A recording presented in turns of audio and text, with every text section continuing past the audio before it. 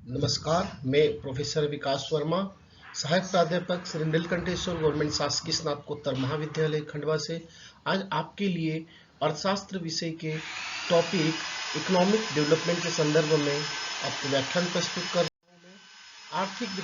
आर्थिक विकास किसे कहेंगे?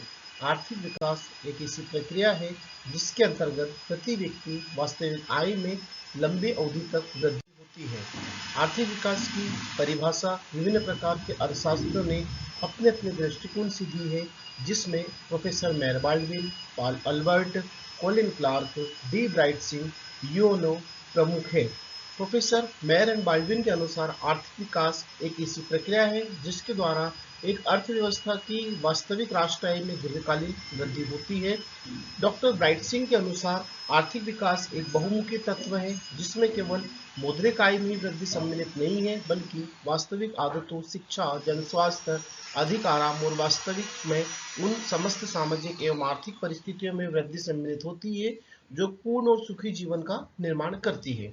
इसी प्रकार से संयुक्त राष्ट्र संघ के द्वारा भी आर्थिक विकास को परिभाषित किया गया है, जिसमें मानव विकास की केवल भौतिक आवश्यकताएं से नहीं, बल्कि उसके जीवन की सामाजिक दशाओं की सन्मुक्ति से भी संबंध होता है। विकास से तात्पर्य केवल आर्थिक गति से ही नहीं, बल्कि उसमें मानव के सामाजिक, सांस्कृतिक, राजनीतिक, संस्थागत व आर्थिक परिवर्तन भी सम्मिलित होते हैं। आर्थिक विकास को प्रभावित करने वाले तत्व। सामान्यतः आर्थिक विकास के प्रभावित करने वाले तत्वों को हम दो भागों में बांट सकते हैं।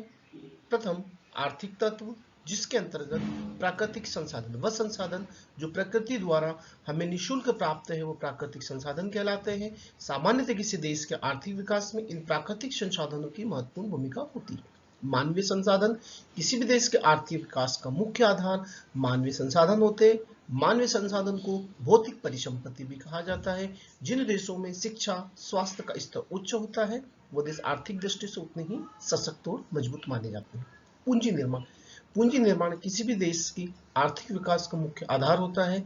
जिन देशों में पूंजी निर्माण की गति निम्न होती है, वहां पर आर्थिक विकास की दर भी निम्न होती है। पूंजी उत्पाद अनुपात, विदेशी पूंजी देश के आयात तथा निर्यात की दरों पर निर्भर करता है। विदेशी पूंजी का अच्छा होना देश के आर्थिक विकास में वृद्धि का घटक होता है। व्यवसायिक ढांचा, देश में कुल कार्यशील जनसंख्या किन किन क्षेत्रों में किस प्रकार से कार्य करती है, यह आर्थिक विकास के लिए बहुत ही महत्वपूर्ण माना जाता है।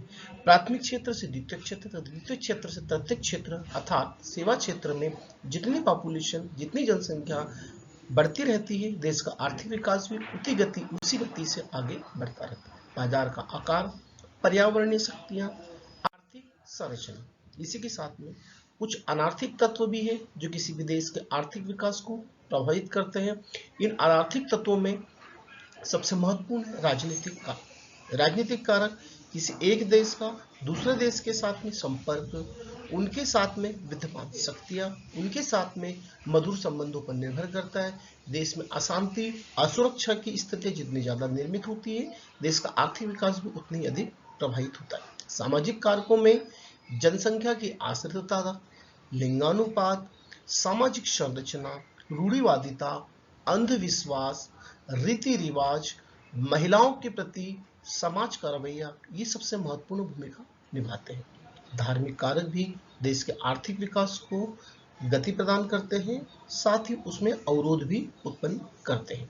सांस्कृतिक कारण, वर्तमान में आर्थिक विकास को प्रभावित करने वाले तत्वों में, अनार्थिक तत्वों में सांस्कृतिक कारकों को महत्वपूर्ण दिशा दी जाती है। इन सांस्कृतिक कारकों में देश के निवासियों की वेशभूषा, खान पान, रहन सहन, रीति रिवाज आदि कारक सम्मिलित होते हैं।